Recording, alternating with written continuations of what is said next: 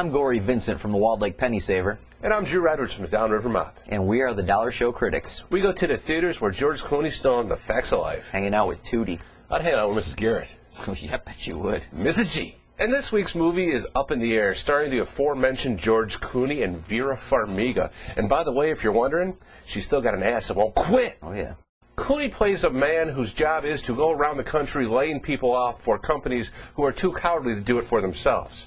And Clooney loves his playboy lifestyle, going around the United States and laying people off. And one of Clooney's goals in life is to get 10 million frequent flyer miles so he can meet the pilot of the plane he's on at the time and to get his premium pass. While on a business trip one night, Clooney meets Vera Farmiga, and she basically goes around the country, too, selling stuff. They decide to compare little cards they have. Like, she's got a silver, he's got a platinum, and she's, like, all turned on by all the cards she has. She's like, "Ooh, how would it take you to get this?" So they strike up a little romance-type thing. They schedule each other in towns that they'll be in at the same time so they could get together, if you know what I mean. Meanwhile, back at the home office where Clooney's boss is, they got a new system there where they're going to lay people off over the internet. And Clooney comes back because he's recalled, and he really does not like this idea. So in one last-ditch effort to show his boss that he is actually needed for this company and not to do it over the internet, he takes on the one lady whose job it was to make this program come on. Overall, I found this movie pretty damn satisfying. I mean, it had some good drama, even had some comedy coming from Clooney, which I really liked. I mean, at first I didn't like him, but after a while I did. What'd you think about it, Gory? I'm going to agree with you 100% on this one, Drew. I thought this was another great movie from Jason Reitman. I think Clooney is just the right actor to play this role. Oh, he was perfect. He's got an inherent kind of likability about him. He can do drama. He knows it. Yeah, he can do drama and comedy, and you're right. Really, I think the writing is really good here. The script is very really good. Like you said, a lot of clever one-liners, and Anna Kendrick has a good role, supporting part as the girl. Yeah, as the one who wants to do it over the internet. Yeah, and she comes to realize that in the face of actually facing people and confronted with actually firing people in person, it's a lot, more hard on your conscience than she thought it would be. But, there's some surprises here, I gotta say. There's a really kind of clever turns it takes. You don't always see where it's going. I mean, and it's very well directed. I'm with you 100% on this one, Drew. What would you say? Is it worth $1? I'd say it's it's definitely worth your dollar. And of course, Jason Bateman was in this movie too. I liked him as the boss of the CEO of the company. That's right.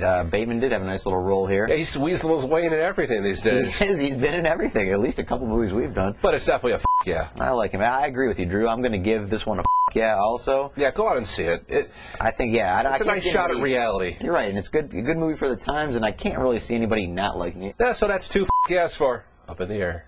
You know what I wonder, though? What's that? I wonder what Justine Bateman is doing nowadays. Ooh. She actually turned into Mallory from Family Ties. Huh. Shout out to you, Justine. We miss you. And Nick. Hey. Hey. Hey. Hey. Hey. Hey. McLean. Now, this week's I'll Rent That for $1. I'm going to go to Jason Reitman's previous movie, which I already mentioned, Juno. And this, of course, stars Ellen Page in a star-making role as Juno McGuff.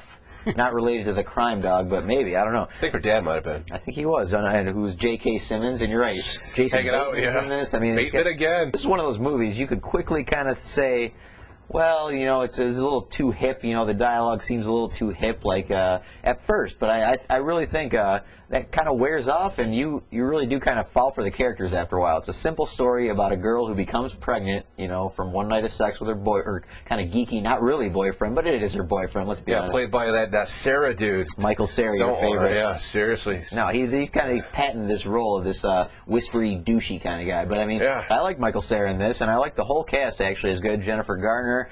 Who else is in this Allison Janney. I liked her a lot. You're right. And this is just, it kind of sneaks up on you, and really it's got that kind of folksy soundtrack, by the it's very catchy.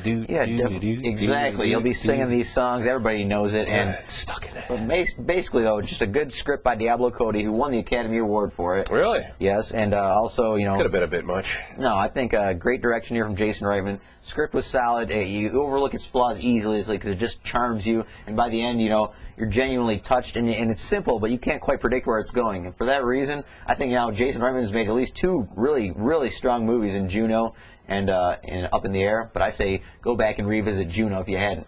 I did like Up in the Air, but Juno, it wasn't too bad. I mean, I thought it tried to be too hip and trendy. It kept trying to do one-liner after one-liner after one-liner. No, I see. I mean, I can see what you're saying, but at the same, obviously, it's Diablo Cody script. But I bought it. I thought the performance was good enough. Oh, the performances were good. I could see her. She is a very smart girl, but somehow she got knocked up. Yeah, not smart enough to slip an old raincoat on the Jimmy Johnson. So we'll be back next week with another Dollar Show and another DVD pick. Until then, we're the Dollar Show critics, and we'll see you. So, Juno, really that good? You didn't think it was good? I thought it was good, but not everybody knows good.